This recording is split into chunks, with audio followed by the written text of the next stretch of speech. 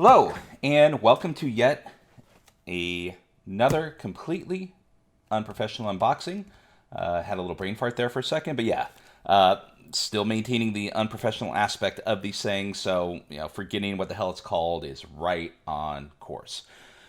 So what we have here today is something special to me because it is a package that was given to me as a gift. Believe it or not, people participate, and someone wanted to send me something that they had an extra of, and after a little bit of trepidation, not any part from them, but just like, yeah, who am I to deserve something as special as a gift? Accepted it and very graciously said that I would open this up and try my best to make this a little bit more special, I would say, than most of my unprofessional unboxings. So I may try to edit a little bit here or there into this thing, see how it works. Could be a dumpster fire. Don't give a shit. I don't do these things to get paid. I do them because I enjoy it. So, and to spread the good word of tabletop role-playing games. But back to what we have here. So, one of the viewers, John, who goes by, and I know I'm going to butcher this, Neolopic, on the Chambers of Roleplay Discord, who is currently participating in the liminal sessions that are going on James Chambers of Roleplay Test Chamber series, where they're playing short adventures highlighting a variety of games. And right now they are currently either concluding or in the middle of liminal. I will put links into the gobbledygook so you can go there and check it out. But once again, so John contacted me and said that he accidentally received two of one item and wanted to know if I wanted it. It is a collector's item, though, and of course, it has some value to it. But he said, "Don't worry about it. Do an unboxing," and I said I would.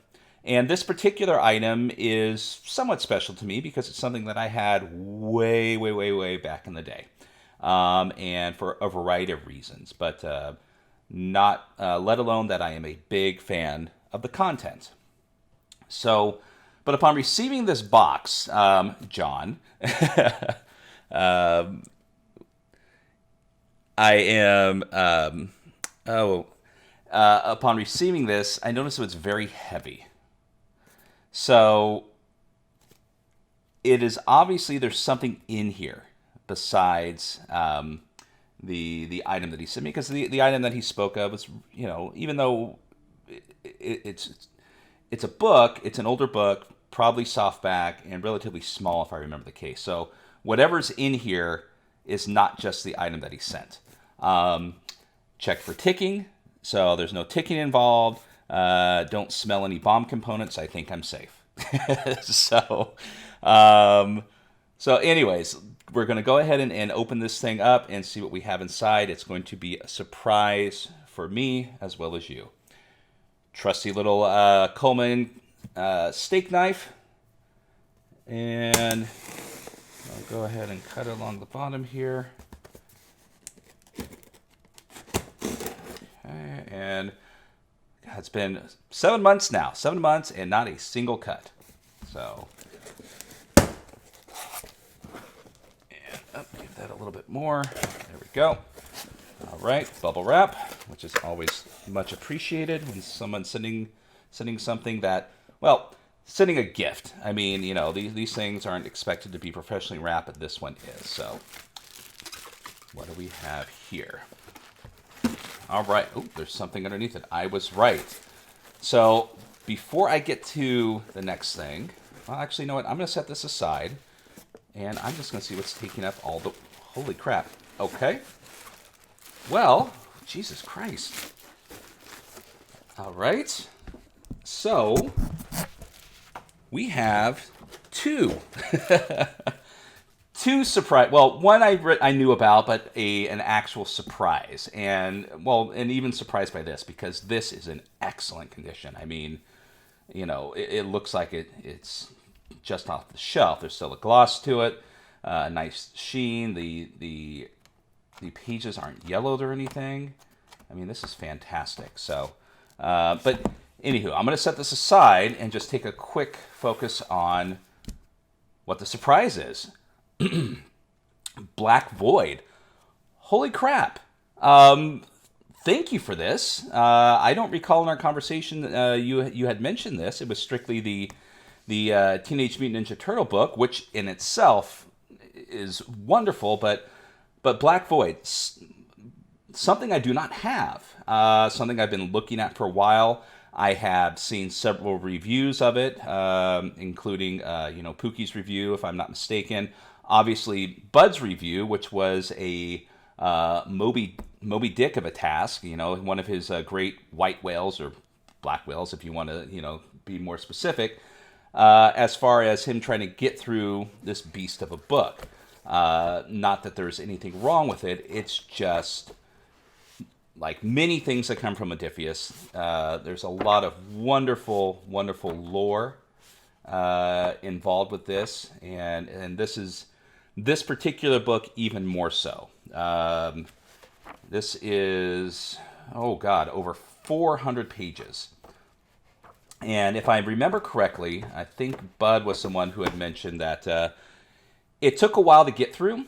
Several failed attempts at it. Well, not several, I'm going to say a couple, because his his stack of stuff to review is massive. But anyways, it took a couple attempts to get through, but he said once you kind of, crest the hill, he said it became an easier read, a lot more enjoyable, and like so many things when you're dealing with RPGs and a lot of these massive tomes is once you get your groove on and you start rolling, and if it's actually good at a certain point, it should hook you. And if I'm not mistaken, Bud did say it eventually hooked him. To be perfectly honest, I completely forget the background of this book. There we go.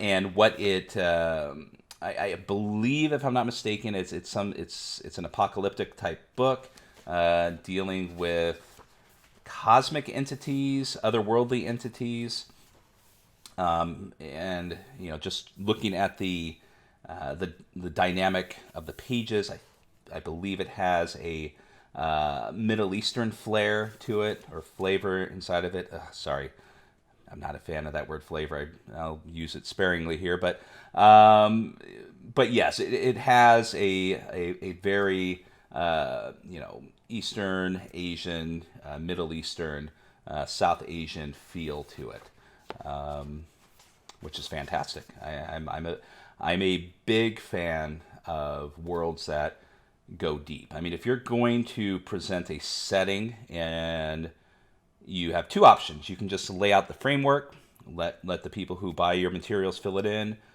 or just go balls to the wall and just create a fantastic world for them to play around in and use whatever they want.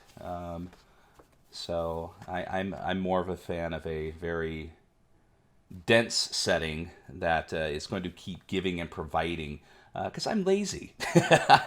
I'm a lazy GM. I can create and make up stuff, but I do believe in the aspects of, if someone's going to go to this much trouble to create this brand new world, and the world does hook me, I want to utilize it as much as possible. It's just decency, respect. I mean, people put their heart and soul into a lot of these things, and I feel that sometimes people, their instinct is to immediately hop in and start tearing it to pieces and then trying to put it back together to create something better. But you know what? Sometimes that's not always the case, and give it a chance. I mean, it's you get that wonderful Lego set for Christmas, and you end up building Mos Eisley's Cantina, and then someone comes and kicks it down, and what do they end up building with it? A brick wall. So sometimes deconstructing things to put it back together isn't always best. But I digress. So, Black Void. I believe I may owe this a little bit more of attention as far as an unboxing. I may do a follow-up video Just I don't really do reviews per se. I have my opinions on things, but the actual real reviews of things, I would definitely leave for those who are more articulate than myself, or have a lot more experience than myself. But I do enjoy highlighting the games that I have. Putting the spotlight on certain things, and at least giving the average Joe's opinion on stuff such as this. And being as this is something that I've been wanting to look at for a while now, I think maybe I'll use this as something, as a new video of just going through it, like a page through or something. Just a video devoted strictly to it, because it's a beautiful book.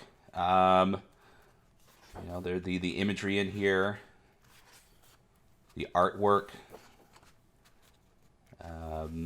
definitely enticing and evocative. And just, I mean, if I picked this up at a game store and I was flipping through it, I would instantly be tempted to buy this thing without knowing anything about it, just by its look alone. So wow. Okay, well,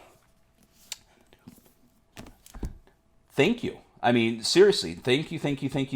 This is a wonderful gift that I do not deserve, but know that it's much appreciated.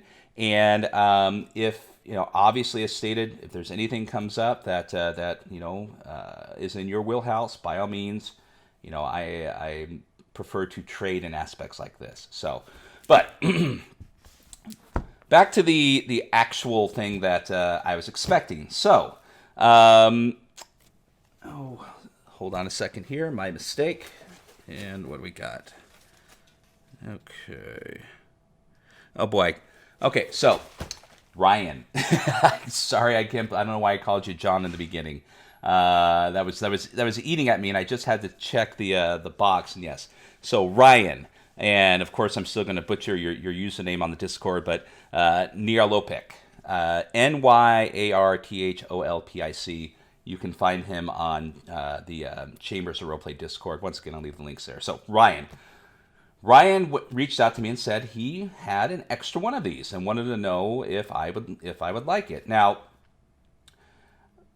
instantly I was sent back in time, because Teenage Mutant Ninja Turtles is special to me, not because I grew up in the era of the Party Boy Pizza cartoon, which I appreciate, but that I'm a little bit older than that particular generation. Those were my friends' younger brothers and sisters. Not that I didn't watch it, but it's nothing that I reveled in. I wasn't playing with the toys. I was older. But the comic books were something that I got into fairly heavily. Had the original number one when it first came out, the original black and white, one that was done, specifically by this artwork by Eastman and Laird. And at the time, if I'm not mistaken, I was just discovering Palladium when I got a hold of this. Now, I don't know if it was this edition or there was an older edition that was prior to this. This is the revised edition. But a lot of the times when something would creep up, this, ElfQuest, even Star Wars, as these games came out, I was buying them more for the added lore. Not necessarily to play, even though I did play in several of them.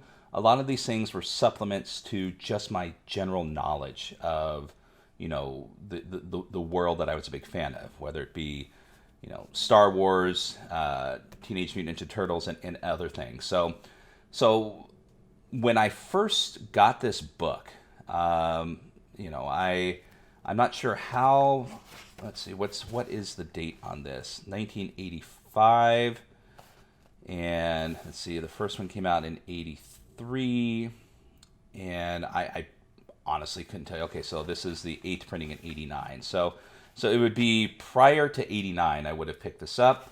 I couldn't tell you when the comic book came out. I've totally forgotten, but collected them to the point of fanaticism that I was picking up. I couldn't get enough of them that I was rolling into other comic books that shared there was a trend of, furry ninja type comic books to follow the popularity of this that were as ridiculously sounding as this one was, even more so. Radioactive black belt hamsters, one of them. Here you go. I may throw something up on the screen for you to see if I get around to editing something. If not, you can look it up, or I'll put a link into it down in the gobbledygook. But so Teenage Mutant Ninja Turtles bred things such as preteen Dirty Gene something guinea pigs. God, but I mean, just imagine in the 80s, just, a slew of these black and white comics trying to ride the coattails of this. Probably the one that I enjoyed most was Radioactive Black Belt Hamsters. I remember a comic book that I had that had the old red and blue 3D glasses that would come with it, and probably so bad to the point where at one point in time they came out with illustrated manuals on how to use the variety of weapons that defined the Teenage Mutant Ninja Turtles for little kids. The one that I had was the one that taught you how to use a bow staff, and it wasn't very long, but it was illustrated, with them showing you a variety of different moves to practice over and over again. And a young Scott out in his family garage by himself, swinging around a broomstick with the actual broom removed, pretending he was a kung fu master, probably looking as ridiculous as Jedi Kid. And thank God that not only did social media not exist back then, but the ability to film anything anytime you wanted. So saved by that. So you can just use your own imagination to imagine me with a cut off piece of red cloth with the eyes cut out, pretending I was a Ninja Turtle in the garage. Fun times. So yes, very special. It's a big chunk of my youth that was very immersed in the Teenage Mutant Ninja Turtles comic books, and which led to other ones, which led me to other things within the publisher. Large books that like Cerebus and other black and white things. I think this also eventually led me to reading the Myth Adventures, and other things in that regard. So I don't know. I'm old. I'm not going to remember them all, but yes, the when I first picked up this comic book, number one, and I know you probably heard people say this so many times before, but it was like nothing else. Black and white, graphic, straight and to the point, violent, everything that a young me enjoyed in media as I was growing up in the suburbs of California. Likewise, other kids. So, just do a quick page through. So, compatible with Heroes Unlimited, Ninjas and Super Spies, and other Palladium RPGs. And so this is the 8th printing, 1989. Work dedicated to the greatest game masters in the world, Kevin Sambita and Renee Vega. Written by Eric Wuchik. I'm going to mispronounce that also. Surprised. It's just, because Sambita, it's well known that he tends to have his name on everything within the Palladium verse, even though he is here as the art direction and cover painting. Okay, so, So I guess he painted this, but as opposed to other Palladium games, you're not seeing his name on every single line as you would in the others. But so yes, indicative of the late 80s, early 90s style, very small fonts, very condensed. The one thing that's going to be different with this, of course, it's going to be loaded with, the comic book artwork in here. Hopefully it was. how to create your animal characters, the wonderful different attributes that we remember oh so well from Palladium games. And yes, if, in case you're wondering, I still have issues with allergies because our weather just turned. It went from cold to hot, hot to cold.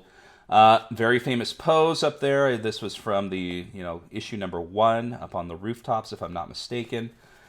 So we're going through the cause mutations, the different animals that you can choose, and then here we go, growth steps and human features. And this was an Eastman and Laird 85 original for the book, if I'm not mistaken. Different alignments, experience points, level 15, awarding experience points here. Nice experience point table. And different skills. Okay, the animal section, different powers. So Peter Laird, more original artwork here. We have a mutated lizard of sorts. We have a mutated, I guess, gorilla, maybe a mix, because I'm just looking at the feet there. Different examples: owls, crows, wild fowl, wild canines, buffalo. Another wonderful examples here of different things. We have a bulldog, English sheepdog, cocker spaniel, wire hair terrier.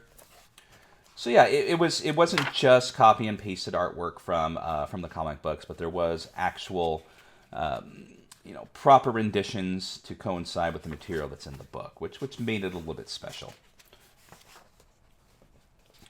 Okay, a porcupine and a possum with a gun, a splinter. Oh, well, that actually is Splinter. A rat, in case you didn't figure it out. Okay, more original artwork from the first issue, right before the ooze hit them and started to mutate them. And here we have, let's see here, a Wolverine. Okay. And don't judge a book by its cover, so we have a original strip, 1985. Okay, I'm not going to read through the whole thing, but looks like it was maybe a Halloween issue, maybe? And I don't recall if this was specific to the book or not. So, but yes, nice little extra comic strip right here. This would have put me on cloud 9 to have just a little bit of extra if I didn't have any new issues to enjoy or read from. And here we go. Here's a confrontation with Casey Jones. And then, as stated here, there's let's see, ninja stars being thrown at Shredder. We have a confrontation with some street thugs. And this is a classic scene. This is one that's probably reproduced quite frequently from issue 1. Just the dramatic aspect of that. Okay, so we're dealing with hand-to-hand combat in the book, throwing the bow staff with black and white blood. Once again, ultraviolet comic book, perfect for for young kids, in my opinion. But cartoon violence though. Different ninja equipment as they, this was a simultaneous attack on Splinter. If I remember at the end, Splinter died. It was killed in the first issue. That was a done deal. Okay, various weapons, and we have the proliferation of the typical Palladium Sambita copy and paste. I'm willing to bet that you can go into other modern RPGs that dealt with Palladium and find these exact images and these exact descriptions, along with other things that deal with equipment here. There might be some things special, but yeah, time, money, savings, that was the big thing. Get these things, get as much information in the book as possible, get them cranked out. Try not to waste too much money on artwork and move on to the next project. Okay, and then we have an adventure scenario. Once again, a good thing, especially in a book like this. If you're not familiar with Teenage Mutant Ninja Turtles and you pick this up, I don't know why you would, but what do you do once you've created your characters? And having adventures that come with your core book plus. I dare say that you should never not have at least some sort of an example if you're dealing with a new rule book or a new RPG. Include it always, or at least provide it for free. If it's not available, if you weren't able to put in your book, have it available for free on drive-through or something like that. At least something that they can use to feel their way around your game. The Terror Bears and Adventure Scenarios, specific to this. I remember this image, yes. Evil Care Bears. We have Pain Bear, Fear Bear, Doom Bear, Nightmare Bear. Okay. And then we have Dr. Farrell, the genius of Biospawn. So we have another aspect here of someone who is mutating different creatures and concocting experiments. Horrible graphic experiments, to be fair. Okay, and Terror on Route 5. Some sort of... God, it's been a while. I remember this image too. Let's see, we've got some Animal Farm battles going on here. The Leg of the Ninja. This is an easy adventure that can gradually escalate. Oops, sorry, we got flies in here. And flipping through, the stats for the Teenage Mutant Ninja Turtles themselves. Raphael, Leonardo, Donatello, and Michelangelo. And then here we go. Here's the origin story in the back. The first few pages of the original #1 comic. And wow, I haven't seen this in a long time. We have April O'Neil, Baxter Stockman, and we have Casey Jones. And then we have also examples of the Foot, Shredder. We have the TCRI Aliens, which I don't think this was in the first one. I may have to ask around if the original printing included this, because I don't know if this didn't come later, if I'm mistaken. I don't know, it's been a while since I've read the comics, and then Sparrow Eagles, team characters that can help you out. Fred Hamster, and we're finally near the end. Other gaming books. We have Adventures, Guide to the Universe, After the Bomb, and Roadhogs. And other Palladium role-playing games, Revised Heroes Unlimited, Robotech, the Palladium Fantasy RPG, and the Mechanoids. And then, of course, we have our character sheet, double-sided, and then the back with a wonderful image of the 4 being attacked by the Foot Clan. So, that was a quick page through of Teenage Mutant Ninja Turtles and other strangeness. Ryan, thank you so much for this. This is a wonderful flashback to a time a time long gone, but memories of a variety of multifaceted martial artistic animal ridiculous comic books just come flooding in, and to satiate that I'm gonna have to go look them up. Besides Radioactive Black Belt Hamsters, all the other ones that I can't remember, but I'm sure they'll come flooding back in. Gonna give this a read. This is one of those things where like a lot of Palladium games, and wondering if it still holds up as well as it does. Give it a try. Definitely invite you, Ryan, if I can get this rolling online sometime in the near future, if you're interested, and see how it goes with that. But But yeah, this is running a bit long, but surprised by the extra gift in here, Black Void. Definitely think I'm going to consider giving this its own treatment in the near future, and then see about running this if I can with some people online. We'll see how it goes. But anyways, so Ryan Nyarlapic, if I'm pronouncing that correctly. God, I'm so bad with the NYARTHs. Don't ask me to pronounce the masks game that I'm running. Just tongue-tied.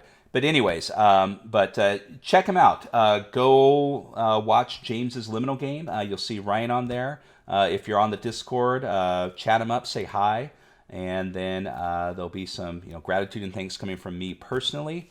So yeah. So Teenage Mutant Ninja Turtles and Other Strangeness, Black Void, the core rule book. A wonderful gift that I don't know what I did to deserve this, but thank you so much. And these both are going to get the treatment that they deserve, and we will go from there. So I don't know if I'm going to be editing stuff in this. We shall see. But if I don't, then just enjoy the video for what it is. It is completely unprofessional. And once again, this is Scott, and I want to thank you so much for your time. And I know I've said it a dozen times over, but also thank you so much to Ryan for providing these two books to me as a wonderful, unexpected gift. Everyone, take care, have a wonderful day, and we will see you next time.